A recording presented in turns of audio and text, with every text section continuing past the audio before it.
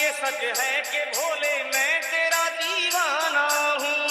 ये सच है कि भोले मैं तेरा दीवाना हूँ। भंवर में नाव पड़ी है,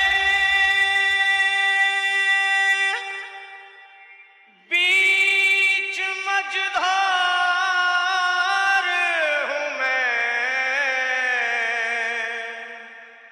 सहारा दीजिए आकर कि अब लाचार हूँ मैं।